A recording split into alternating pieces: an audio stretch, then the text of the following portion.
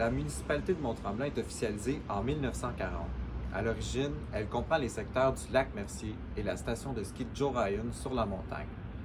Des gens restent pourtant près du lac Mercier depuis longtemps. Lorsqu'on ouvre la gare en 1904, c'est l'avènement d'un hameau. Il faut dire que l'arrivée du train encourage l'industrialisation du secteur. Oui, parce que la Standard Chemical exploite une usine d'acétate de chaux, un produit utilisé dans la fabrication d'explosifs qui seront utilisés pendant la Première Guerre mondiale. Imaginez, Lac-Mercier est un village de compagnie. C'est bien jusqu'à ce que la seule usine ferme, ce qui sera le cas ici en 1926. L'usine sera démantelée rapidement, alors ne cherchez pas les ruines aujourd'hui. Arrive au village un curé qui va changer le cours de l'histoire. J'ai nommé le curé Charles-Hector Deslauriers. Il s'engage ni plus ni moins à sauver l'âme de la paroisse, dont la crise des années 1930 frappe durement les pères de famille.